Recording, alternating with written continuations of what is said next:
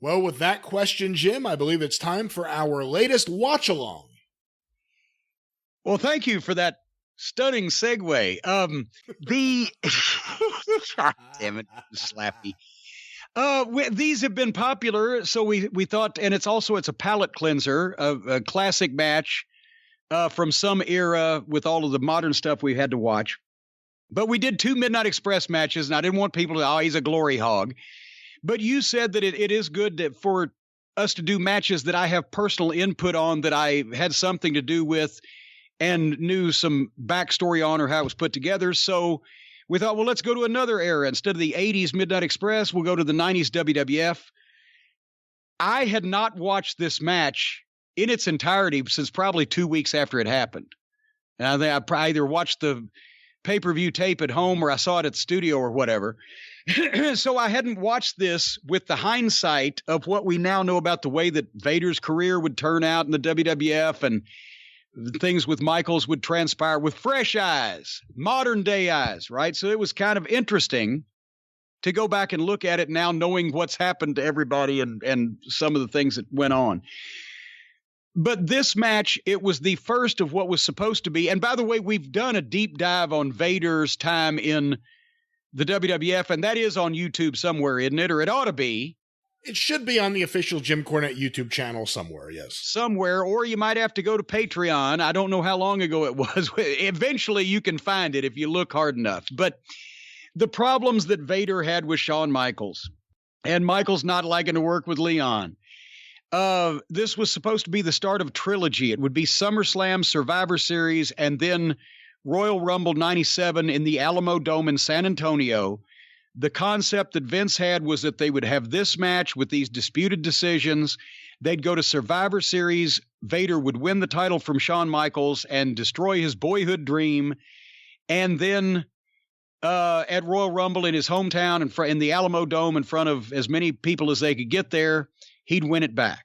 That was the plan in June and July of 1996. Well, and I don't know exactly the exact dates when plans changed in Vince's mind, but this was supposed to be what was supposed to happen at SummerSlam. This was a Pat Patterson finish. If this had been 2 guys that liked working together and wasn't a style clash and a personality clash, it would have been a great fucking finish. I loved Pat Patterson's finishes. He gave the heel and the heel manager all the outs in the world in this thing. It was unlike anything that the WWF was doing at the time, with starting and stopping the match and disputed finishes and etc. And Vader had already been allowed to run wild within the WWF parameters as a guy who caused chaos and attacked Gorilla Monsoon and shit. So creatively, this wasn't a bad fucking deal, but the finish, for several reasons, didn't work like it should. Number one, you will notice from the time that the match starts that already Vader has been browbeaten by Shawn Michaels. You never see Vader treat anybody this kindly and gently in any other promotion ever in his career. And then he didn't do himself any favors in this match with Shawn, because it was a more extensive finish and a more complicated finish than Leon was used to doing. You've seen his matches in Japan, Brian, where him and Hansen or whoever, Inoki, they just beat the fuck out of each other back and forth and then do the finish they'd agreed on. There was not a lot of complicated, intricate pre-planning. It was it wasn't even a WWF style finish. It was an old San Francisco, fucking Roy Shire kind of finish, which is why I liked it, but not with these guys. Because also, even though Pat Patterson gave the finish and was the agent, this was going to be a Shawn Michaels match. Shawn Michaels was going to call this match. Every other match Vader had in WCW, they may not have been like the Japan matches that Vader had, but they were still straightforward. Vader and Ron Simmons, 2 bulls or 2 guys. Vader would beat people up, and it'd be a simple match where Vader'd beat guys up, and then the babyface would come back and shine a little bit, and then they'd do whatever finish. Even the match with Flair, Starrcade 93 for the career, was it? Yeah. That was a different Flair match because he did a lot of Vader shit, right? And it was a different kind of match than Flair usually had. Shawn Michaels was not going to have Vader's match. Shawn Michaels was going to have Shawn Michaels' match. Now, does that come down to, was it ignorance or was it cunning in that I'm going to get me over because I don't give a fuck about getting this guy over because I don't plan to do this fucking trilogy anyway? Well, who knows? It's like when the fucking Young Bucks supposedly put Private Party over, but they did it on such a fluke that it fucking meant less than if they'd have just beat them after a great match. Was it ignorance or was it cunning? With Shawn Michaels, I think it was cunning. When you watch the first 5 minutes of this match, by the time that Shawn is finished shining as a babyface, having the regular Shawn Michaels match and not the Vader match, Vader looks like a big fat fuck that shouldn't be there and is in over his head, which is probably by design. Now, most people that watch this match will go, well, wait a minute, that's the way it's supposed to be.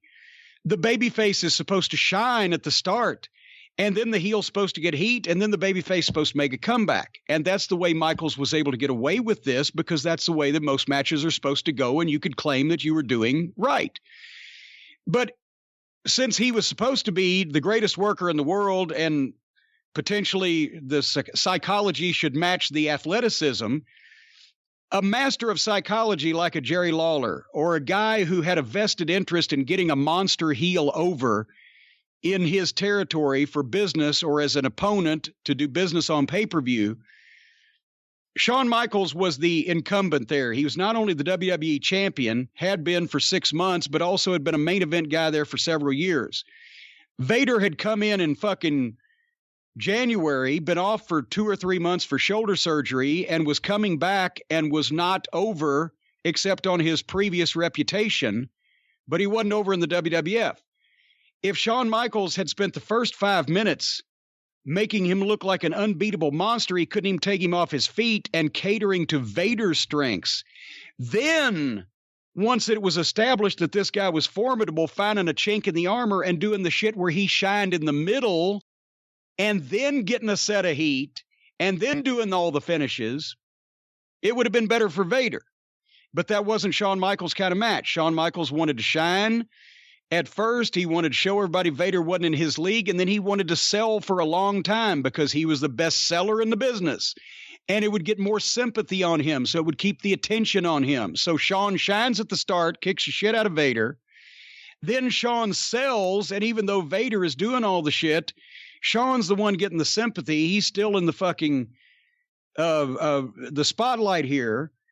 And the things that Leon does to piss Shawn off were either things that Leon really shouldn't have been doing to begin with, or things that Shawn didn't need to get that mad about, as we'll go over in detail as we watch the match. But that's where we stood. This is what the first match was supposed to be. Pat Patterson did the finish. This is the way the match was laid out. I can tell you that business-wise, as I open my book to August 18th, 1996, Cleveland, Ohio, at the Gund Arena, the seating capacity was 21,069, and we sold out. The house was $413,368.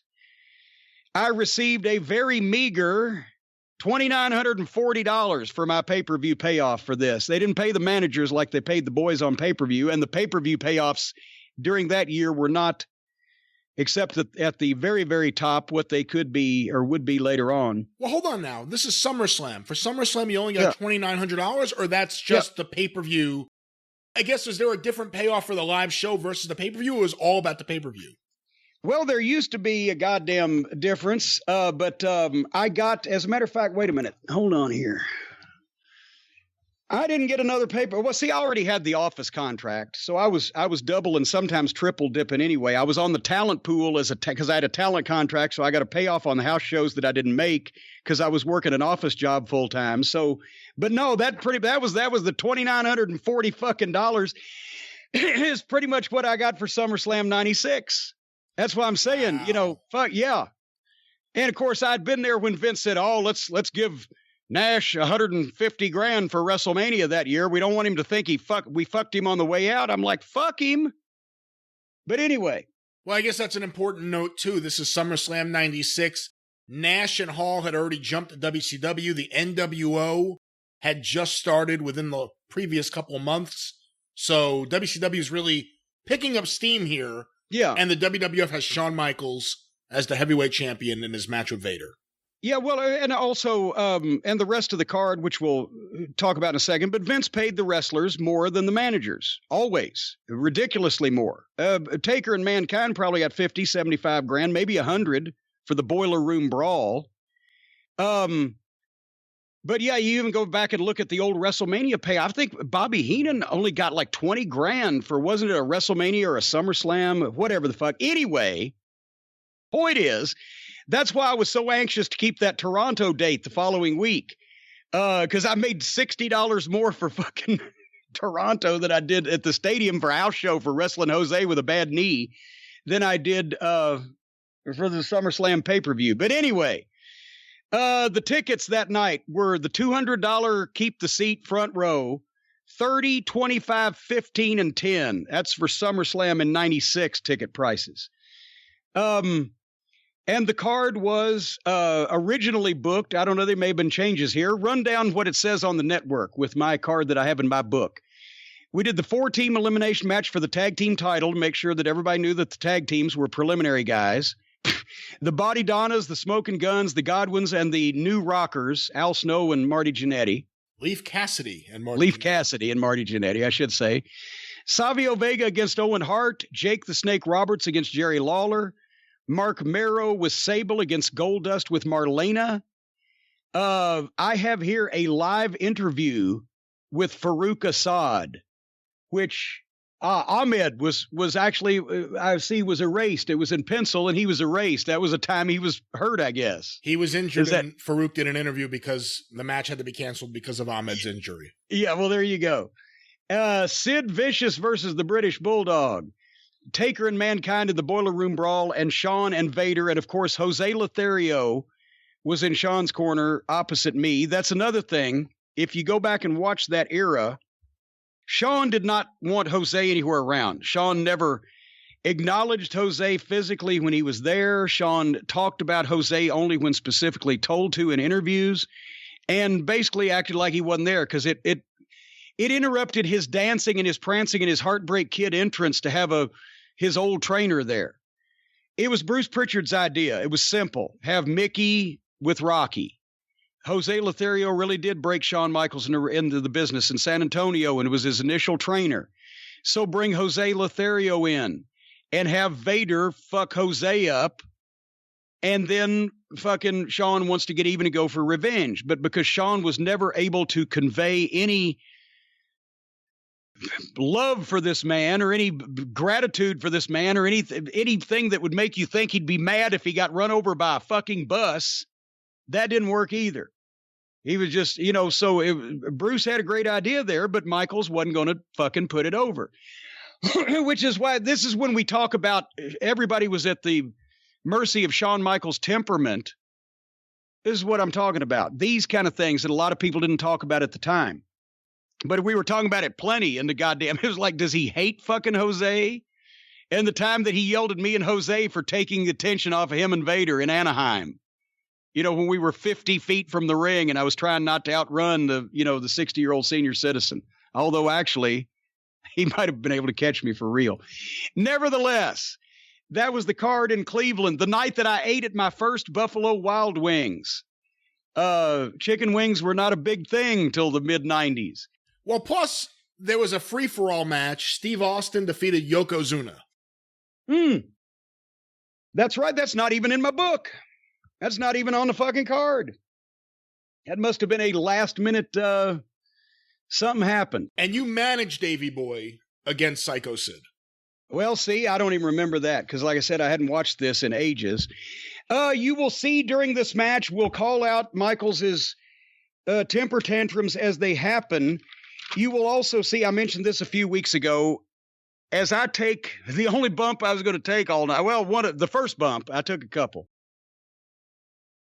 Michaels nails me off the apron.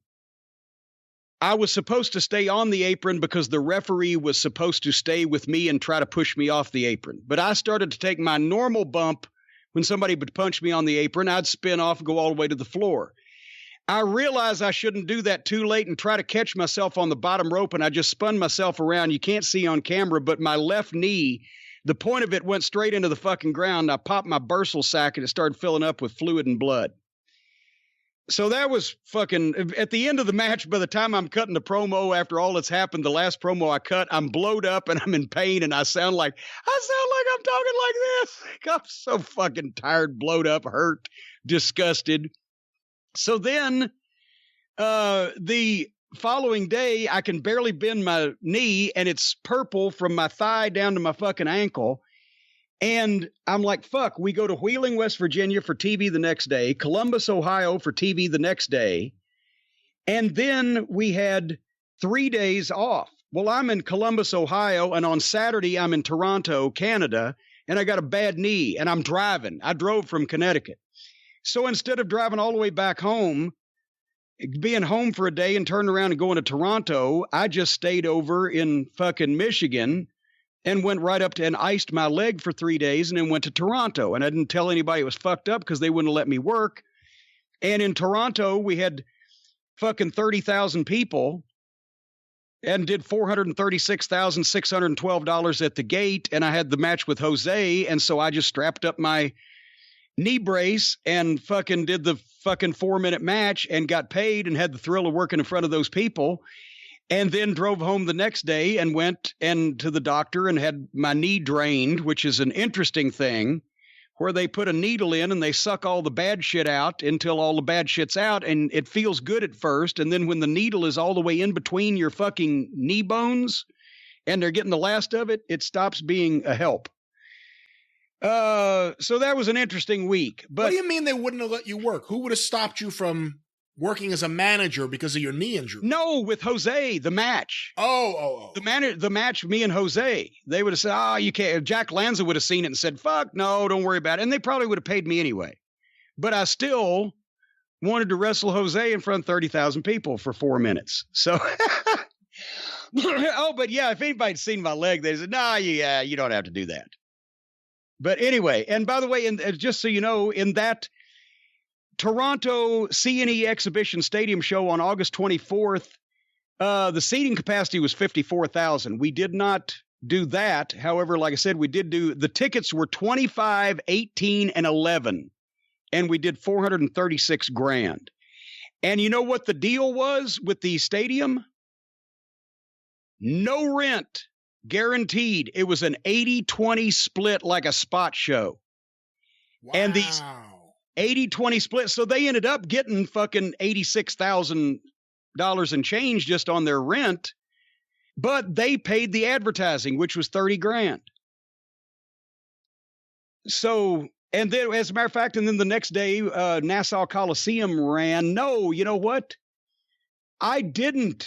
I went back because I didn't tell anybody. I forgot about this. I didn't tell anybody till Monday because Nassau Coliseum, the main event was Shawn and Jose against me and Vader. So I waited till Monday before I told anybody about my knee because I made another $1,750 there. Because this was like a fucking $10,000 or $12,000 week, and I was just a fucking manager, and I only worked, fucking 3 or 4 shows. But they did $146,000 there, and the Nassau Coliseum ticket prices, compare this with modern day, 25, 20, 16, 12, and 10. And the deal with the Nassau Coliseum that had a seating capacity of 17,286 was the rent. A lot of these bigger buildings and bigger markets would give you a different deal depending on your gross. If it was 15% flat plus costs, meaning ticketing, security, staffing, etc., unless if they did less than $120,000 gross, it was $20,000 flat. If they did over $120,000, it was $23,000 flat or 15% and costs, whichever was greater. So they'd give you they used to do that with us sometimes in the Knoxville Civic Coliseum. You get a flat rent or percentage, whichever is greater. But anyway, and then I went back and told them I needed to have my knee drained, and I limped around for a few weeks. So that was what was going on at the time in August of 1996 in the WWF. Madison Square Garden, by the way, just real quick, since we're going into business statistics, Madison Square Garden had been August 9th. They had two seating capacities, 16,227 or 19,443. It depended on whether they opened up all the upper deck. And the ticket prices were $25, $20, $16, $12, and $10. We did a $239,594 house, which tells me that there were somewhere around 15,000 people there. I made $1,250 for managing Vader against Sid. And the rent at that point for Madison Square Garden, are you ready for this? $65,000 flat, plus 15% of all the gross over $200,000. And that, as a matter of fact, I don't think that counts staffing. Because and if that was filmed, it would have been even higher because that's a union building. You had to pay for everything in Madison Square Garden. Yeah, well, I remember in September of 96, hold on. September of 96, I got the book in front of me, so I'll just find it. Boy, this is going to be a long watch-along, but this is somehow fascinating to fans in the modern... September 29, 1996, the lowest house of the modern WWE era. Shawn and Taker against Goldust and Mankind, and Sid and Vader in a lumberjack match were the main events. Did $146,437. And I remember at the time they said that by the time that they deducted the rent, the taxes, and the expenses, that they were pretty much writing the Garden a fucking check to draw $146,000. By the time that they lost money, by the time they paid the boys. And I only got a $500 payoff for Madison Square Garden, which is another reason I didn't like to go to that fucking place. There's always that expression said that Vince Sr. told Vince Jr., how goes the garden, goes the business. Did you ever hear that from Vince? Yes. Himself? Yes. And you can look back to September 96. After they drew that house in the garden, that's when he panicked and started doing a bunch of crazy shit. That was the start of the Attitude Era. Anyway, so having said all these things, are we ready to watch Shawn Michaels versus Vader from SummerSlam 96? You'll never look at it the same way again.